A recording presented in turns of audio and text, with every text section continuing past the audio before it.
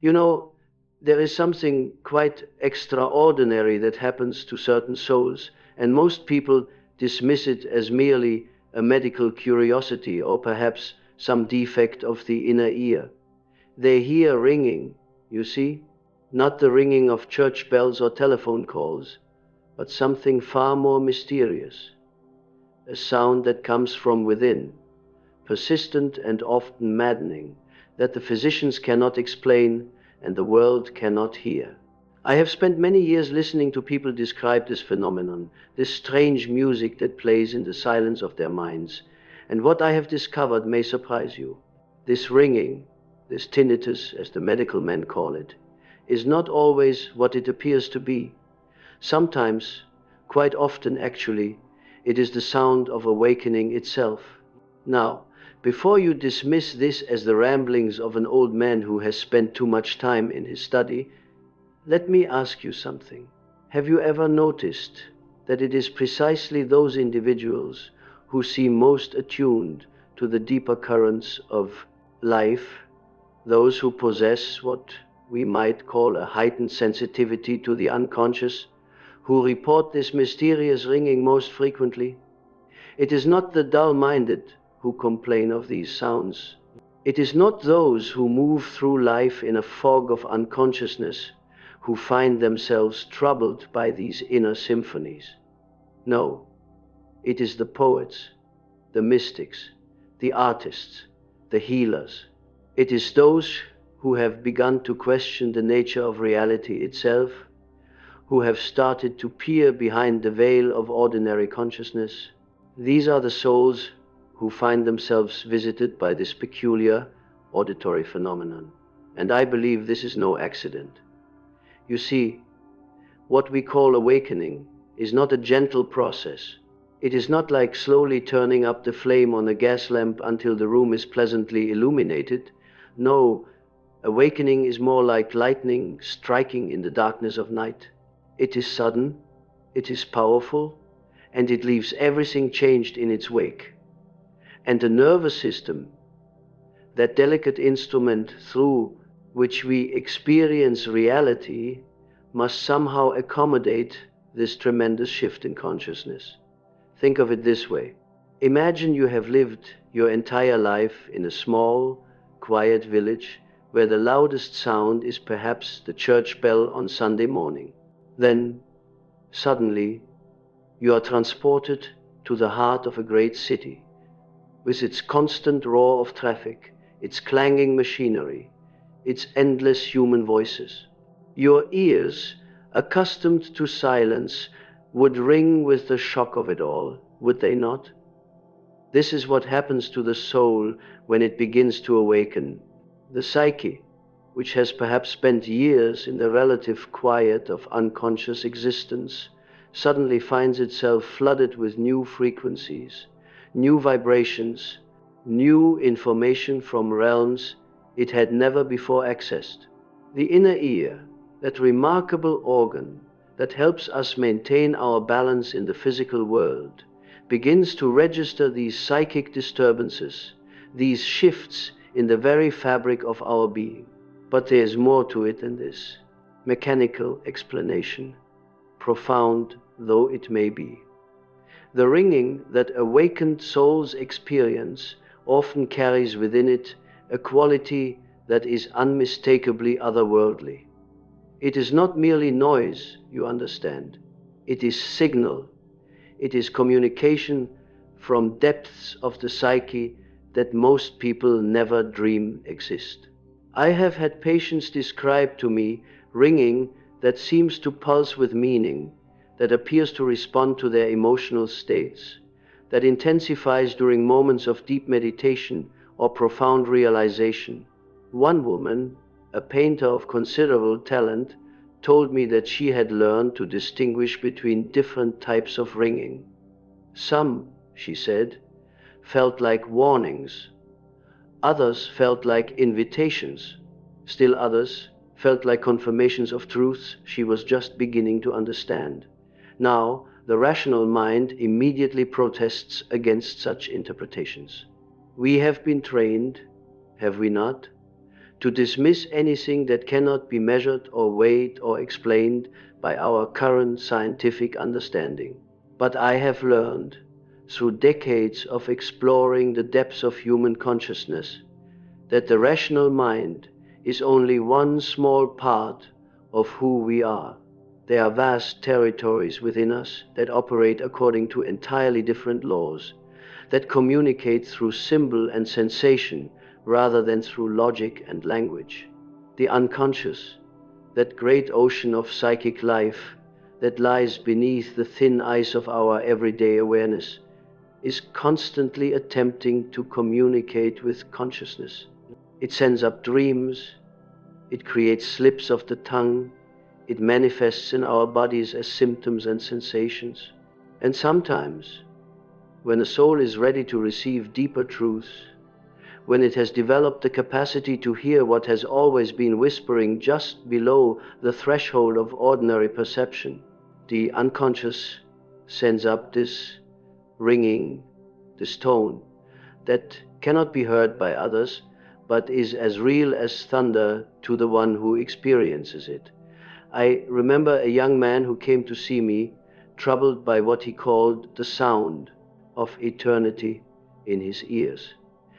He was a philosopher by training, but he had begun to experience visions, moments of profound connection with what he could only describe as the divine, and with these experiences came the ringing, so intense at times that he feared he was losing his sanity.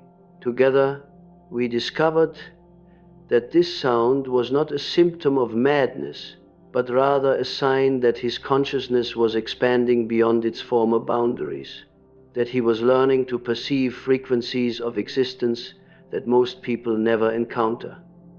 The ringing, we came to understand, was the sound of the membrane between worlds becoming thin. You see, when consciousness begins to stretch beyond its familiar borders, when the soul starts to remember what it has forgotten, the very architecture of perception must be rebuilt. And this rebuilding, this sacred reconstruction, creates reverberations that echo through every fiber of our being. The ringing becomes the sound of old structures dissolving, of new pathways forming in the labyrinth of awareness. I have observed something quite remarkable in my years of working with those who carry this mysterious sound. They begin to notice things that others cannot see. A conversation will be happening in a room, and they will sense the unspoken tensions, the hidden grief, the silent longings that weave beneath the surface of ordinary discourse. They walk into a place and immediately feel its history, its emotional residue, as if the very walls are whispering their secrets. This heightened sensitivity, I believe, is intimately connected to the ringing they experience. The same expansion of consciousness that allows them to perceive these subtle currents of human experience also opens channels within the psyche that most people keep tightly sealed.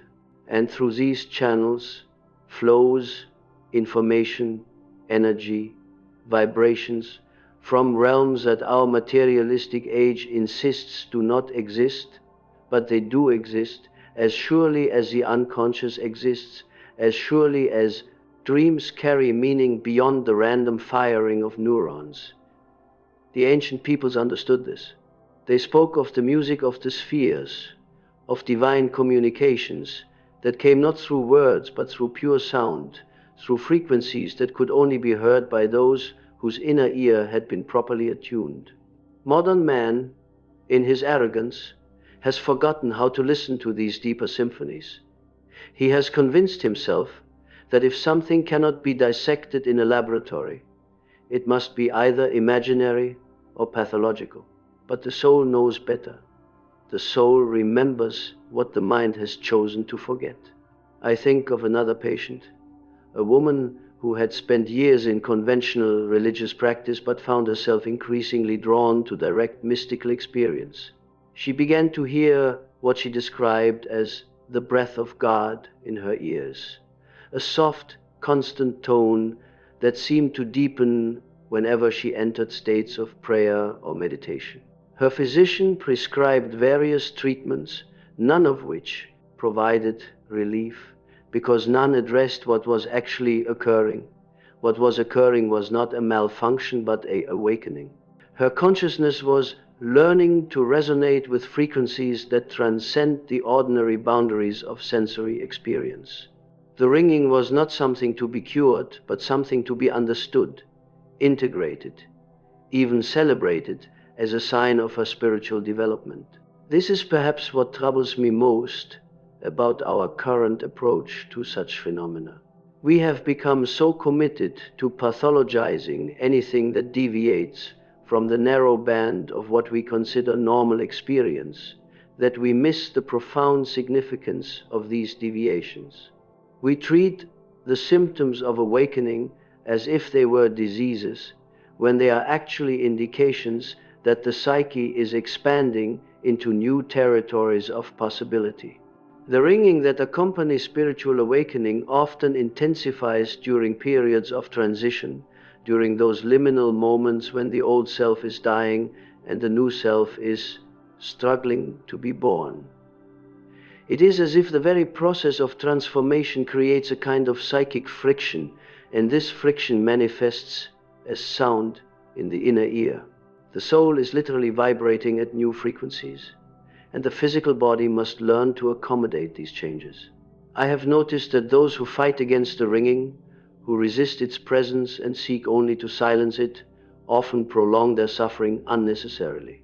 But those who learn to listen to it, to work with it as a teacher rather than fighting it as an enemy, often discover that it carries within it a kind of guidance, a wisdom that speaks not in words but in pure vibration. There is something profoundly humbling about this realization. We who pride ourselves on our rational faculties, on our ability to think and analyze and understand, must confront the fact that some of the most important communications from the depths of our being come not through thoughts but through sensations, not through concepts but through direct experience that bypasses the intellect entirely. The ringing becomes a bridge between the conscious and unconscious minds, between the personal and the transpersonal, between the individual soul and the vast collective unconscious that connects all of humanity. It is a reminder that we are not as separate as we imagine ourselves to be, that there are currents of connection flowing beneath the surface of ordinary awareness, currents that only become audible when consciousness reaches a certain depth of development. And this brings me to a troubling observation. In our age of constant noise, of radio waves and mechanical sounds, and the endless chatter of modern life, we have lost our capacity for deep listening. We have forgotten how to be still enough, quiet enough, to hear the subtle communications that are always flowing through the psyche. The awakened soul, burdened though it may be by its mysterious ringing, has paradoxically recovered something that the rest of humanity has lost: the capacity for silence. It has learned to descend beneath the cacophony of the external world and discover what has always been there, waiting patiently in the depths.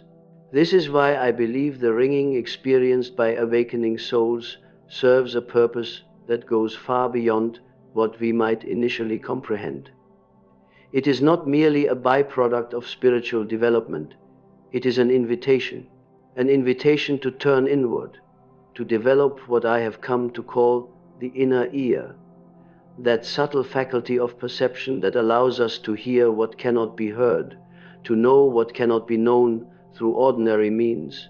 I have spent many hours in my study listening to the silence between thoughts, and I have begun to suspect that what we call silence is actually full of sound, sounds that most of us have simply forgotten how to perceive. The awakening soul, through its mysterious ringing, is being reminded of this forgotten capacity. It is being called back to a way of listening that our ancestors understood, but that we, in our rush toward progress, have abandoned. So if you find yourself troubled by this mysterious ringing, this sound that physicians cannot cure and the world cannot understand, do not despair. Do not seek only to silence what may be your soul's attempt to speak. Listen instead. Listen with the patience of one who knows that the most profound truths often come wrapped in the most bewildering experiences. For in learning to hear what others cannot, you may discover that you have been given not a burden, but a gift.